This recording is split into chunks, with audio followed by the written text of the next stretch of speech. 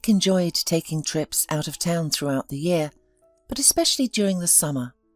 He cherished the silence, fresh air, and minimal traffic. After dropping off a client in a rural village, he would drive back along the empty road and relish in the perfect day with sunny and warm weather despite the early hours. Eric turned on some soft music, opened the window and greedily breathed in the fresh air. At that moment, he couldn't help but think if it weren't for work he would stay and wander through the forest, enjoying the serene silence.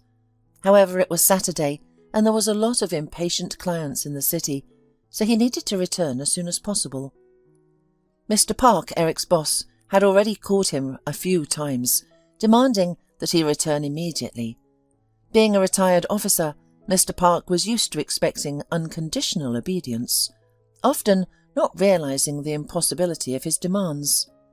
On this particular day, when Eric received the order, he tried to explain that it would take about 40 minutes for a one-way trip, making it impossible to return within an hour. However, the boss continued insisting on being back in the city within an hour. During the trip, Mr. Park was contacting Eric every 10 minutes, demanding updates on his whereabouts and how much time he needed to reach the city. It seemed like he believed that the constant pressure would somehow speed up the process. Although the job had its merits, a good and timely salary, Eric sometimes contemplated quitting because of his boss. However, since he wasn't accustomed to constantly changing jobs, he decided to tolerate it for as long as he could. Suddenly, Eric felt that the car began to drive strangely. "Damn, how unlucky I am," Eric exclaimed out loud, realizing that he had a flat tire. He stopped the car, got out, and walked around to find that the front right tire was damaged. "Well, now Mr. Park will definitely be furious with me," Eric thought aloud as he went to the trunk. As he was about to retrieve the spare tire, he heard a child's voice from somewhere behind him. "Sir, don't worry. Everything will be fine with you. I can feel it." Turning around, Eric noticed a girl, about 5 years old, looking at him with black eyes and a friendly smile. "Where did you come from? All alone out here in the forest? Are you lost or something?" Eric asked in surprise. The little girl immediately started babbling. "No, I'm going to the pharmacy in town. My grandmother Sarah asked me to get some drops. She said her heart was racing and her blood pressure was so high, so I came to the bus stop, but it still hadn't arrived." Eric quickly realized from the girl's clothing that she appeared to be from a poor family. Her colourful dress was too big, and her knitted jacket was covered in lint balls and had lost its original colour and shape from frequent washing. "How could they let you go alone?" Eric asked, surprised. The little girl, seemingly delighted to have someone to talk to, responded emotionally. "There's no one else to go but me. Grandma is old and sick. She doesn't leave the house. And by the way, I'm a big girl and I am used to going to town on my own. Sometimes I even recite poems to people on the bus. I also sing songs and people clap and give me money. Although when my grandmother Sarah found out about my performances on the bus, she started taking the money away." Saying this, the girl turned slightly sad, but then with a mischievous squint in her eyes, she added quietly, "But I secretly bought a chocolate bar with the money a couple of times and ate it while waiting for the bus back home. And I told Sarah that nobody gave me any money. Elderly people shouldn't have sweets anyway." Eric's heart ached with sympathy for the little skinny talker. It was evident that she had no one except her sick grandmother, but she was remarkably independent for her age and accustomed to taking care of herself. The little girl interrupted his thoughts with a question. "And when you've finished fixing the tire, please give me a ride into town. I have some money saved up. My name is Hope, by the way." She rummaged through the folds of her dress, found a pocket, and proudly pulled out a crumpled bill after a couple of minutes. Eric, seeing the $1 note, smiled and gently pushed her hand away, saying, "Keep it hidden. You'll still need it. I'll change the tire, take you to the pharmacy, and then bring you back to the village. You can wait in the car. I'll be quick." Eric knew that his boss wouldn't approve of this, but right now the little girl was more important to him. The man made up his mind to help her no matter what. After replacing the tire, He got back into the car and immediately noticed Hope staring at a brightly coloured pack of cookies on the seat next to her. "Are you hungry? You can have a cookie, and there's still water," the man offered, extending her a bottle. Hope happily accepted the offer, quickly opened the packet, and started eating cookies with pleasure. Noticing Eric watching her, she apologised. "I didn't have an opportunity to eat this morning, even though I cooked potatoes last night." Eric turned away to avoid embarrassing her and started the car. He decided that he would feed the poor girl in the city and buy her some food. The radio constantly emitted the boss's stern voice, demanding to be contacted, but Eric knew that even if he tried to explain, he wouldn't understand. So he minimised the volume and decided he would call back once he had safely returned the girl home. At that moment, Hope looked at him fearfully and asked softly, "Will you get in trouble because of me? Maybe you shouldn't have helped me. Your boss is yelling." Eric smiled and tried to reassure her. "Don't worry about it. I had to help you. We can't leave your sick grandmother without medicine. Let the boss yell. It's his job." He winked at his little companion, and she, feeling reassured, resumed looking at the houses and trees. Upon entering the city, Eric stopped the car near the pharmacy and offered to accompany Hope, but she insisted, with the seriousness of an adult. "No need. I can handle it on my own. Sarah had written everything on a piece of paper. I'll just give it to the lady at the window, give her the money, and then get the medicine." "Why do you treat me like a little girl? You should focus on calming down your boss and talking to him." Eric almost laughed. It was amusing to hear her speak so maturely about the situation. However, he decided to stay in the car. Hope indeed returned from the pharmacy quickly, carrying a small bag. "See? You wanted to come with me, but I came back fast, didn't I?" she asked. Eric countered by suggesting, "You know what? I'm actually hungry. It's lunchtime and I see a cafe across the street. Shall we go eat there and then continue our journey back?" Hope tried to resist, saying that the cookies she had eaten would be enough for a long time, but Eric insisted, and they went to the cafe on the first floor of a residential building. Realising that the girl wouldn't understand the menu, he decided to order according to his own taste. While they were waiting for their order, Hope looked around the interior with interest. Then she leaned closer and whispered, "I've never been in such a beautiful place. The pictures on the walls are so nice. You know, my best dream is learning to draw, and there are so many vases. And why are there so many bottles on the high table over there?" She nodded her head towards the bar. Eric answered her in the same hushed tone. "That's because men and women come to celebrate something here, and they get these drinks poured for them, and then they have fun." The girl looked at them, then at the bottles, and then back at Eric again. She asked, a little louder this time, "Can't they be funny by themselves? Do they have to have a bottle?" Before Eric could answer, a young waitress approached and placed plates of soup, a tray of bread, and utensils in front of them. Wishing them a pleasant meal, the waiter left, and Hope turned in her chair to watch her leave with an admiring look. Then she turned back to Eric and whispered again, "And even the waitress here is beautiful too. Have you seen her watch and ring?" Eric couldn't help but smile and replied quietly, "When did you have time to notice everything? Well, let's eat. I hope the food here is as good as the place itself." He ordered chicken soup with homemade noodles, and the girl ate every last drop. When the second course arrived, consisting of mashed potatoes and a baked chicken leg, the little girl timidly asked, "Is this all for me as well?" "Of course it's for you. Who else would it be for? I, as you can see, have my own portion," Eric replied. Seeing that Hope seemed somehow confused, he added, "Is something wrong? Did you not like it?" Hope quickly began to justify herself, saying, "No, on the contrary, everything is so delicious. I'm afraid I'll burst. I'm just a little girl, I can't eat too much, or I'll become fat and ugly. That's what my grandmother Sarah always says whenever I sit down to eat." Eric was already indignant in his heart. What kind of grandmother sends a small child to the city alone, takes away hard-earned money, and limits her food?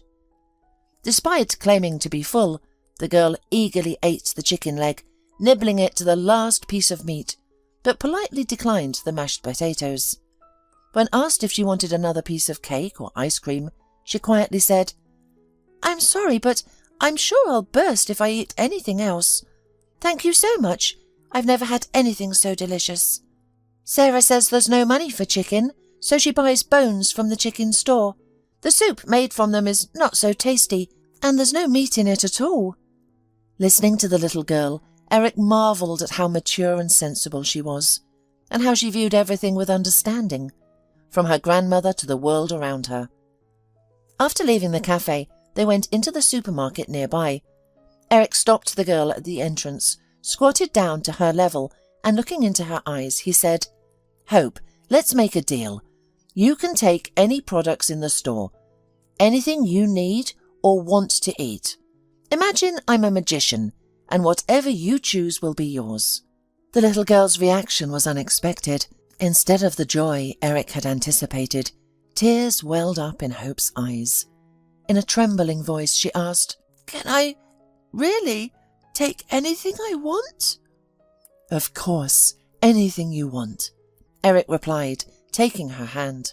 But Hope, seemingly unable to believe what was happening, asked again, "For example, porridge and chicken for Sarah?" Eric nodded and said, "Hope, let's start shopping and decide what we'd like to buy." Surprisingly, she boldly took his hand, and together they entered the shopping hall. At first, she looked confused by the brightly coloured packages, but then she carefully examined everything. Eric decided to help her and started guiding her to different sections, explaining what each item was.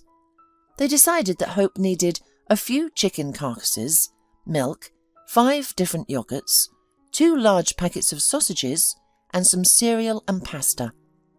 Just before reaching the checkout, she suddenly remembered something and apologised, saying, "Can I get 1 mackerel for Grandma? She loves mackerel, but they rarely have it at our village store." Eric was once again surprised at how much Hope cared for her grandmother, despite the apparent lack of concern from the grandmother's side. Seeing how the girl wanted to please her, Eric asked her to stay with the overflowing cart while he went back to the fish department to get the mackerel. After paying for the purchases at the cash register and bagging them into 5 bags, Eric carried them to the car. Hope solemnly carried the cake in her hands, covered in chocolate, with a few cherries on top. She was glowing with happiness. It seemed that at that moment her deepest dream had come true. On the way back to the village, Hope slept soundly in the back seat, while Eric kept thinking about her grandmother. He really wanted to see her and the little girl's living conditions. Eric had never seen any of his neighbours or acquaintances who would send their children of the same age to the store, pharmacy, or anywhere else. As they approached the village that Hope had named, Eric quietly woke her up and asked her where the house was. As Eric had expected, they were greeted by an old 1-story building, weathered by time. The windows hadn't been washed for so long ago that it was a wonder any sunlight came through at all. Eric was shocked that Hope was living in such a neglected house. Hearing the sound of a pulled-up car, an obese woman in a stretched and scruffy robe came out of the house. Just by looking at her swollen face and swollen eyes, Eric understood everything. Instead of the supposed elderly woman, bedridden and waiting for medication, there stood a woman about 50 years old who had been drinking for more than one day. Her first words, spoken to Hope, shocked Eric. "Where were you wandering, you little brat? Were you singing songs on the bus again? I'm dying here and you don't care. Did you make money? Give it to me, or you'll spend it on nonsense." The woman shouted without paying attention to the presence of a stranger. Hope immediately turned pale, squeezed herself, and stepped behind Eric. He turned around and noticed that the girl had tightly closed her eyes and covered her ears with her hands. It became clear that this was not the first time, and it was likely that the woman not only yelled at her, but could also raise her hand at her. Eric decided to reason with her and said indignantly, "Why are you doing this to the child? And why do you let her go alone? You may be her grandmother, but you have no right to yell at the girl, especially since she didn't do anything wrong. "What?" Sarah shouted, menacingly putting on a belligerent posture with her hands at her sides and taking a step towards Eric, continuing, "Who are you to teach me? Get out of here. I'll handle this girl myself. If you want to know, I'm not a grandmother at all. She should be grateful I didn't throw her out like a kitten. Her mother asked me to look after her for a couple of months and gave me some money. But the money ran out and her mum disappeared. Instead of a couple of months, she's been hanging around my neck for almost a year." Eric, who had been holding the shopping bags all this time, put them on the porch and tried to calm the woman down by saying, "Here, I brought groceries. I think you'll need them. Hope even asked for some mackerel, saying that you really like this fish." After a moment of thought, he took out some money out of his pocket and added, "And this is for your care. Maybe you can tell me how you ended up with Hope in the first place." The woman immediately hid the money in her robe pocket and immediately changed her tone. Sitting down on a chair at the porch, she began to tell the whole story. "I had a tenant. Her name was Laura.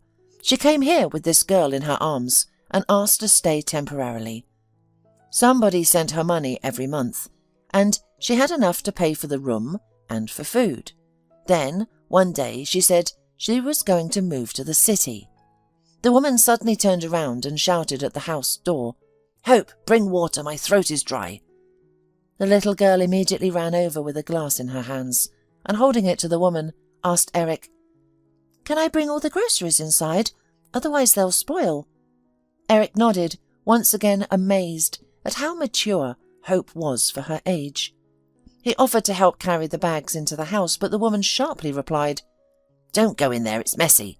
Hope can do everything herself. So, about her mum. She asked me to take care of the girl until she settled in the city. She said she would pay me money.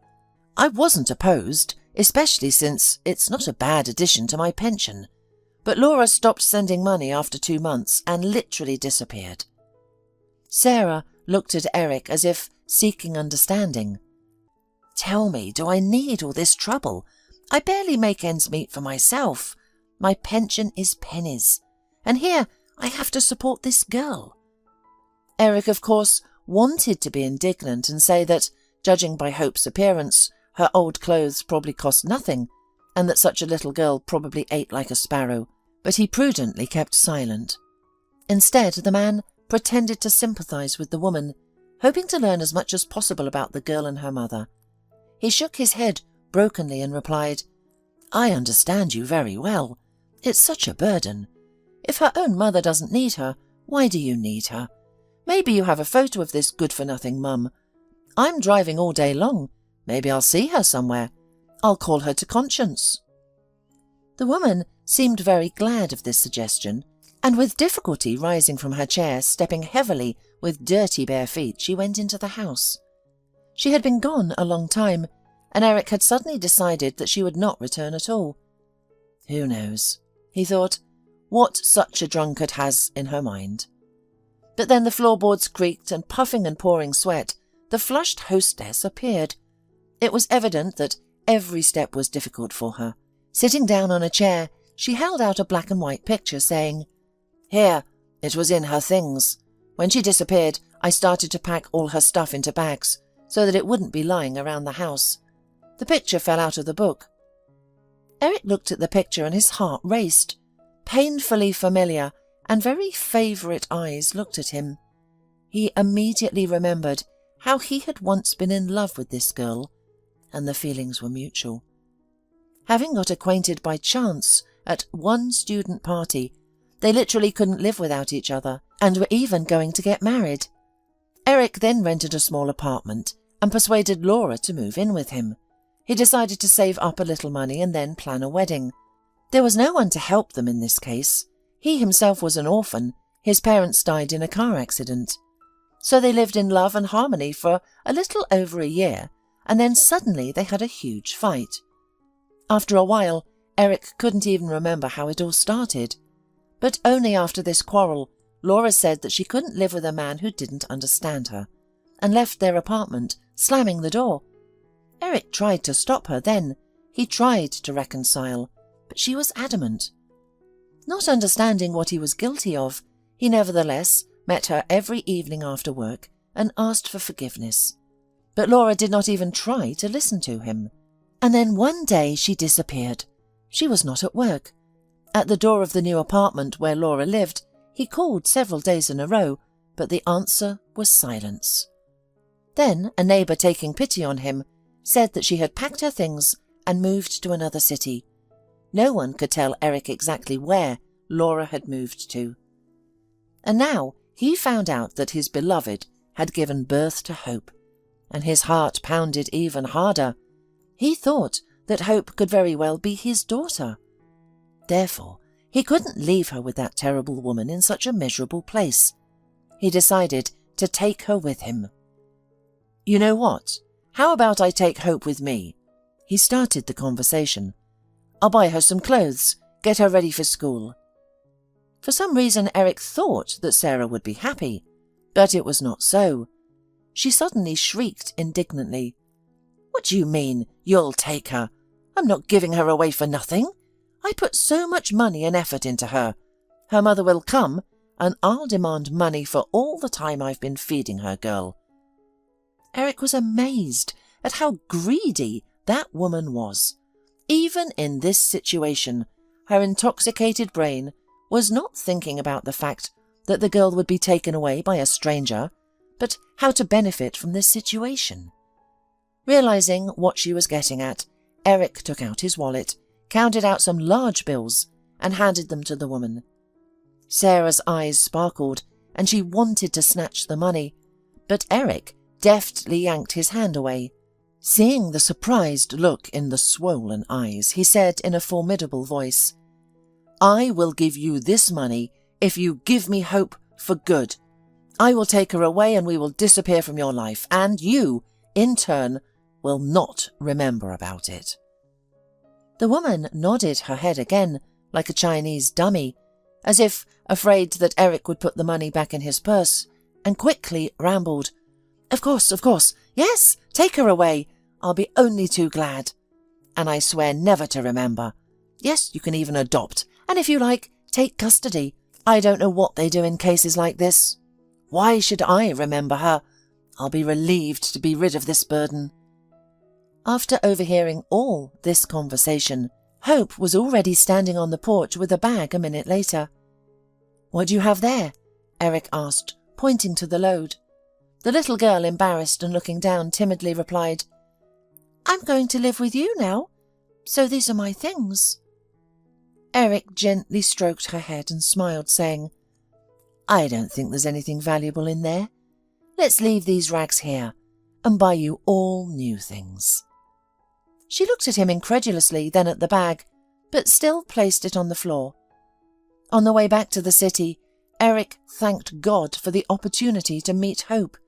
He had always dreamed of having a daughter or son, but his fiancée Lisa always threw a tantrum about it.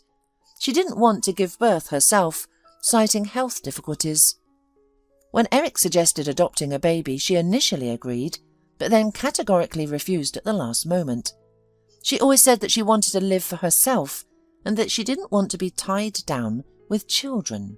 Eric found it difficult to hear this, because he had always wanted a large family with many children, but it seemed that Lisa didn't share his plans.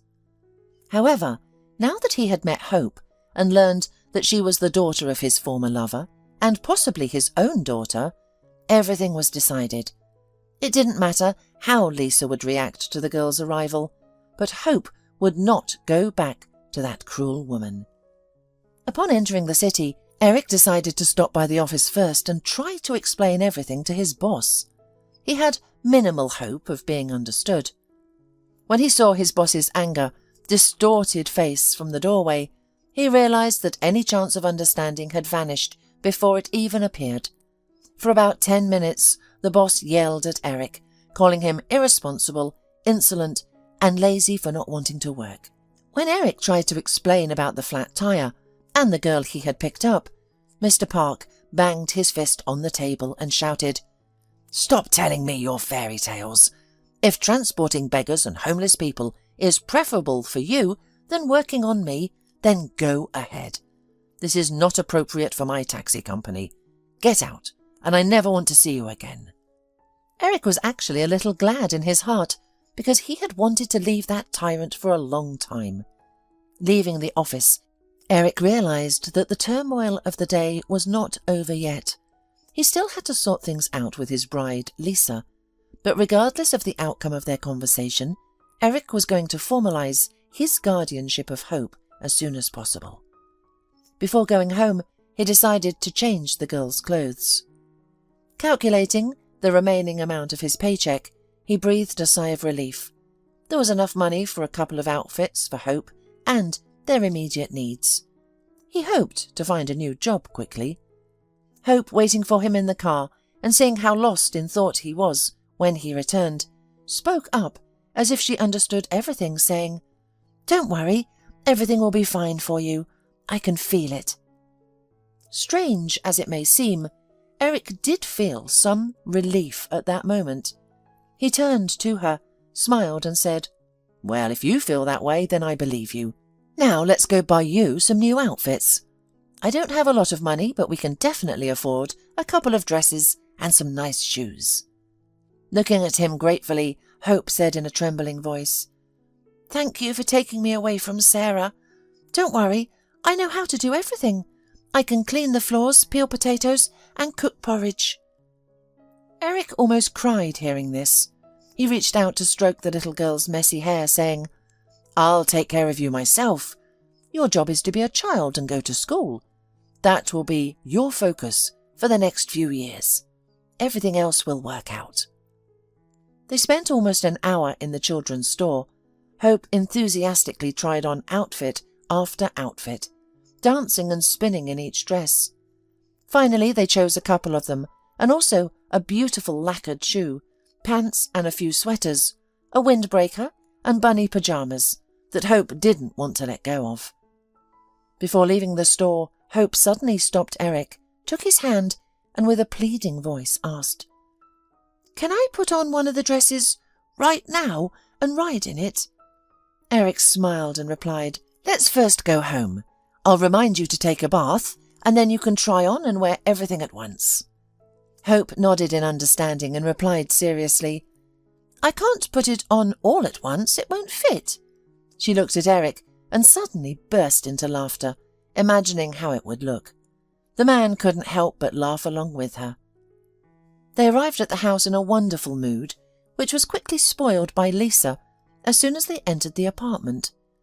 Eric introduced Hope to her, but Lisa stood across the corridor, propped her arms on her sides, and indignantly said, "Are you crazy? You've brought a dirty ragamuffin home. Don't tell me you're adopting her." In a tone that brooked no objections, Eric sternly replied, "Don't you dare insult the child. I'm tired of indulging your whims and waiting for you to make up your mind. The girl will live here now, and in the next few days I'll start the custody paperwork." At that moment, Eric noticed that Hope stood there, shrinking fearfully, just like she had in the village when Sarah yelled at her. Eric took her hand and whispered softly, "Don't be afraid. I'm with you, and remember, you said everything would be all right." Lisa tried to continue the conversation by screaming, "Fine then, I'm not going to live under the same roof as this lazy little brat. It's either her or me." Eric took the frightened Hope in his arms and, pressing her against him, firmly stated, "I choose the child. The matter is closed. I hope you can pack your things in half an hour." What followed was a real nightmare. Lisa yelled insults at Eric and the girl, gathering her things in a bag. She deliberately smashed all the photos of them together, scattering them around the apartment. Seeing how frightened Hope was, huddled in the corner of the sofa, Eric decided to protect her from this nightmare. He whispered, "Why don't we run away? We could buy some ice cream and eat it in the car until that screamer disappears." The little girl nodded happily, and they immediately left the apartment holding hands. Before leaving, Eric looked into the room where Lisa was still raging and said angrily, "Don't forget, you have half an hour. If you don't, I'll have to help you, and I don't think you'll like it." Not listening to what the scandalized woman shouted after him, he closed the door and taking Hope by the hand left the apartment. With a light heart, he was ready to start a new life, now with a beautiful child he had long dreamed of.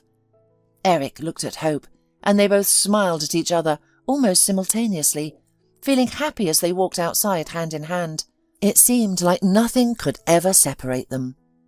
After buying ice cream, they decided to sit on a bench in the yard and started talking about all sorts of nonsense.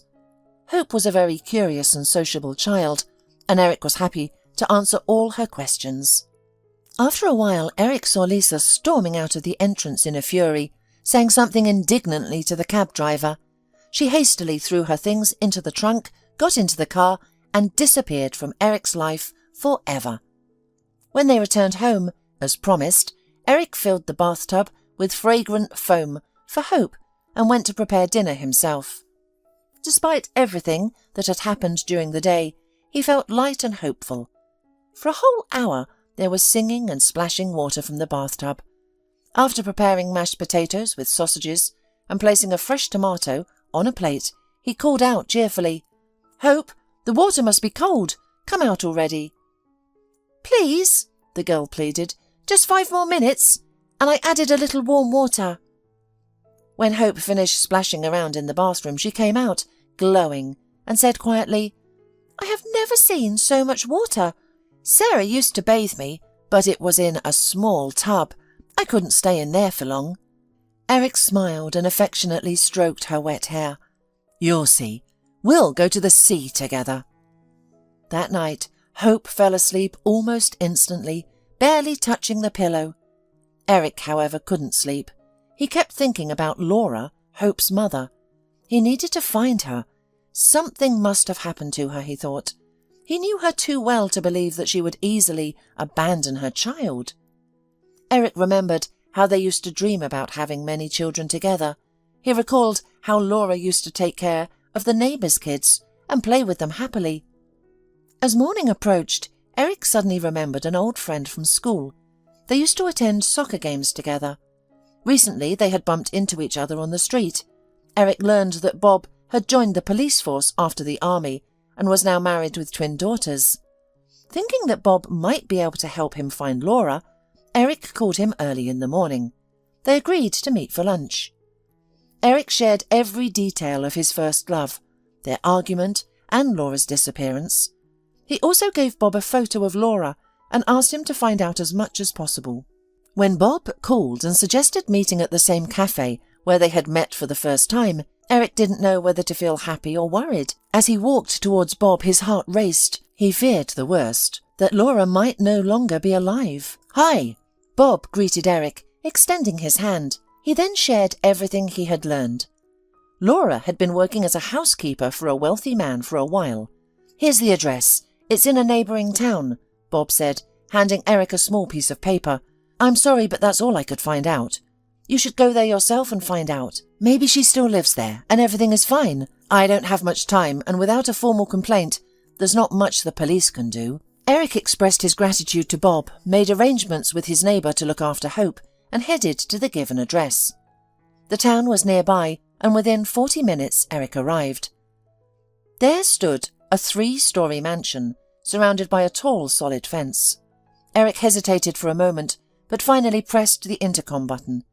A couple of minutes later he heard a click, indicating that the gate had been opened. The voice that welcomed him through the intercom startled him. "Good afternoon, please come in." At first Eric wondered how the owners of such a grand mansion would allow a stranger to enter so easily, but as he stepped inside he understood. 2 well-built bodyguards in tracksuits stood in front of the entrance, eyeing him intensely. The door to the house opened and a tall, grey-haired man appeared on the porch. "Who are you? What can I do for you?" he asked. Eric didn't know where to begin, so he explained that his former fiancée was missing and he was desperately looking for her. At that moment, a short, thin woman of a similar age to the owner approached them. "I apologise for eavesdropping," she said in a soft voice. "We haven't been out much lately, but if you show us a picture of the girl, we might remember if we've seen her." Eric quickly retrieved the photo Sarah had given him from his inside pocket. Out of the corner of his eye, He noticed how the guards tensed as he reached into his jacket. They seemed ready to attack him at any moment. When the woman saw the photo card, she gasped. If it hadn't been for her husband supporting her, she would have fallen. Eric helped her sit down on a wicker chair, and one of the guards brought medicine and water from the house. As the woman regained her composure, her husband began to speak. "I'm sorry, but we know this young woman, and it's a very painful topic for us. Laura used to work for us as a housekeeper. We had no complaints about her work. She did everything well and quickly. But the problem was different. Our son Stuart fell in love with this simple girl, and there was nothing we could do about it. She felt the same way, and we couldn't stop them. We even laid her off, but it made no difference. They started dating in secret, as our security guard informed us. Then we sent our only son to study abroad, and that's it." At that moment, Eric's heart clenched, and he felt a pang of jealousy stir in his soul. The woman calmed down a bit and spoke in a trembling voice, filled with excitement. "If we could bring our son back now, we wouldn't say a word against their love, but we can't bring anything back. Our boy is dead. We don't know what happened exactly, but his car went off the bridge at high speed a week later when he returned." The woman fell silent, took a sip of water with a trembling hand, and continued, "We buried him, but we didn't hear anything more about Laura." The woman sobbed and wiped away the tears running down her cheeks. After saying goodbye, Eric walked out through the gate and stood there confused, not knowing what to do or where to look next. Suddenly he felt an overwhelming desire to see the accident site and its surroundings. When he arrived at the location, he noticed that one side of the bridge was surrounded by farmland. Fields, stretching for many kilometres, were planted with various cereals, while on the other side, just downstream, was a small village. Eric didn't hesitate and he headed there. To his luck, 2 elderly women were sitting on a bench near the third house from the beginning of the village. They were engaged in an emotional conversation, but as soon as Eric's car stopped in front of them, they fell silent. Getting out of the car, he approached them with a smile and said, "Good day, ladies. I'm looking for my friend. She's missing, and her boyfriend died not far from here a few months ago. Maybe you hear or see something that could help me find her?" One of the women looked at Eric curiously, squinted her eyes and asked, "You should go to Caitlin. Her house is the last one on the right side of the road. She sheltered a strange woman, but she hasn't been right in the head. Caitlin found her on the shore, but despite trying everything, she couldn't remember her name or her family." Eric rushed back to the car, shouting with joy, "Thank you, dear ladies!"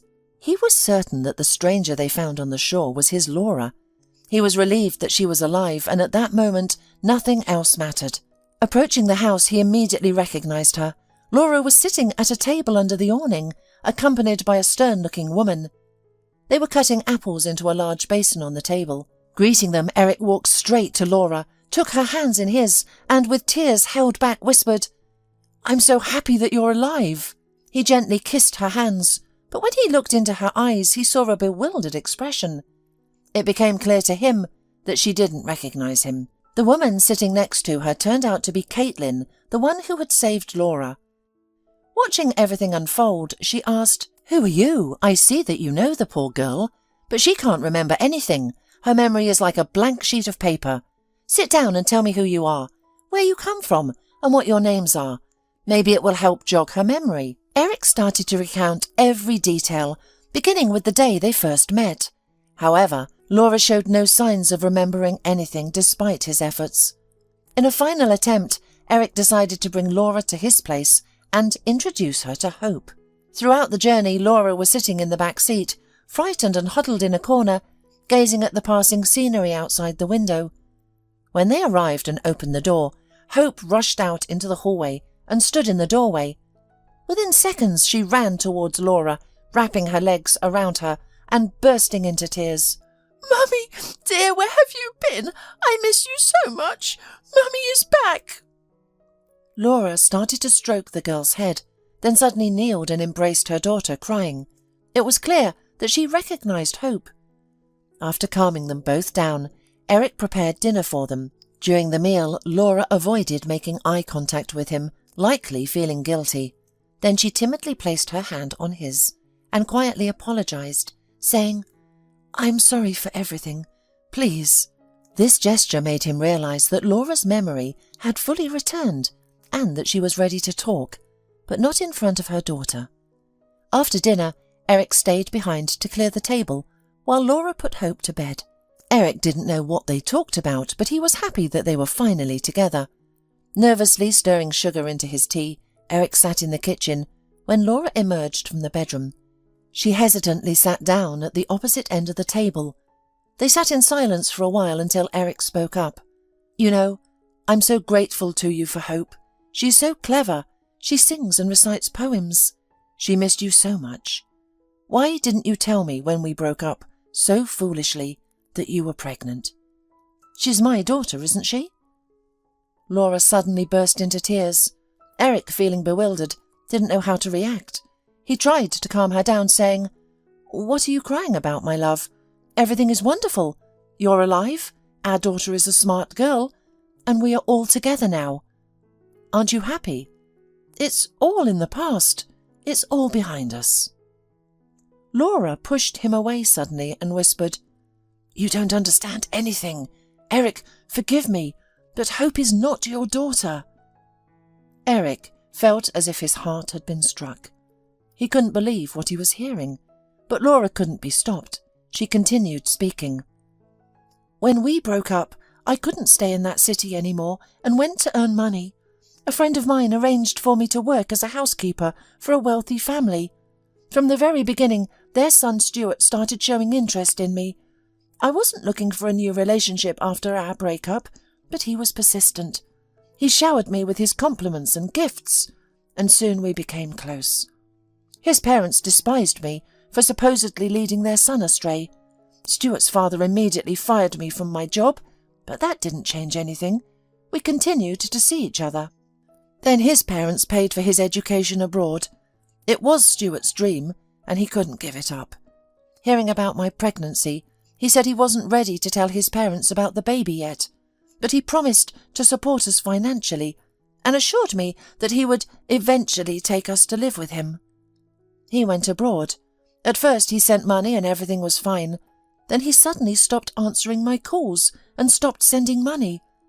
I was desperate because he said he loved me, and we had a daughter. I took a train to the nearest village and met Sarah there.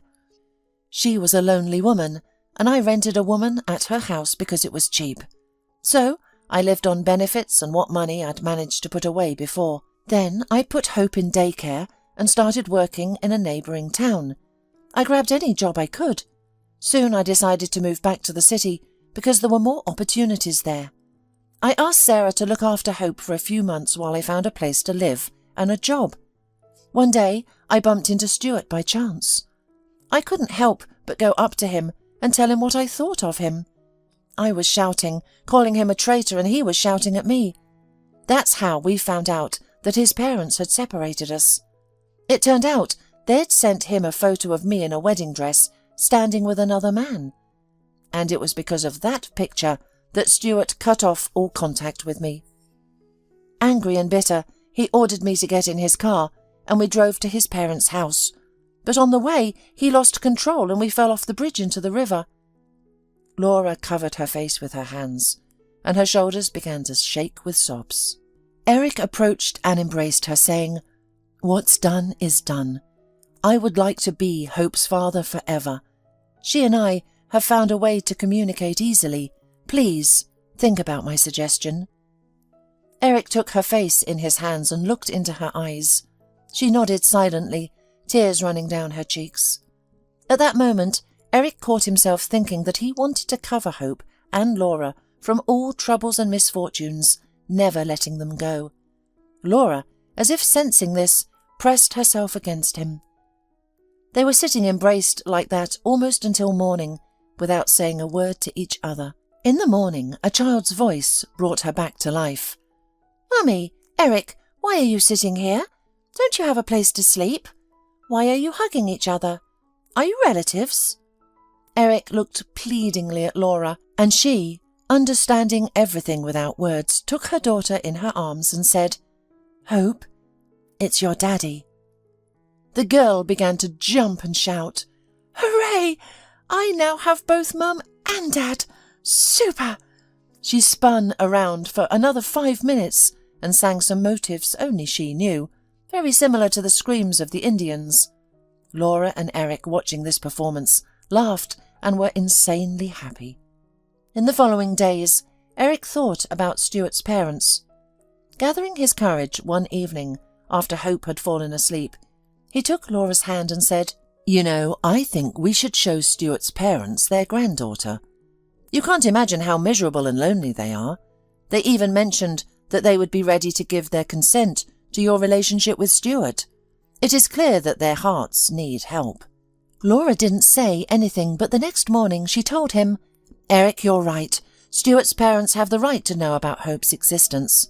Can you take us there? I'm terrified of this meeting." Eric hugged his beloved and quietly whispered in her ear, "Don't be afraid. I will always be there for you. And as our daughter says, everything will be fine." The next weekend they drove to the place where Eric had recently learned about Laura's death. When Hope heard that they were going to meet her real grandparents, she looked slyly at Eric and said, "Let's buy them a cake, like that chocolate one with a cherry." Without waiting for an answer, she immediately continued, "And it's not because I like it, but because you said yourself that people should always visit with a cake." They all laughed at the little girl's ingenuity, but they still took the cake on the trip. As they approached the house, Laura took Eric's hand and quietly said, "I'm scared. I don't know what I'm afraid of, but my chest is trembling." He smiled and calmly answered, "Let me go alone first, prepare them, and then I will come for you." So it was decided. Eric rang the gate, and he was not surprised when it quickly clicked open, inviting him to enter. Without waiting for an invitation, he stepped into the yard. Stuart's father was already on the porch and, smiling, asked, "You, sir, visit us often. What is it this time?" Eric asked to invite his wife, and as soon as she came out, he said, "I have come to introduce you to a person who will remind you of your son and perhaps replace him in your family. Thanks to your information, I found Laura, and I was very hopeful that her daughter would turn out to be my daughter. But alas, she is your son's daughter. And today I brought them here. If you don't want to communicate, just tell me right now, so as not to traumatize the child." He saw the woman's eyes fill with tears, and she took a step toward him and whispered quietly, "Where is she? I want to see her. I beg you, bring her quickly." That evening, there were many words and many tears in the house, and for the first time since Stuart's funeral, there was warmth and light in the house. When parting, Stuart's parents took a promise from Laura and Eric that they would bring Hope to visit them on weekends if possible, and they agreed, of course. A year later, Laura got pregnant, and Eric was glowing with happiness. After all, he would soon have another daughter, and there, he thought, would be several more for sure.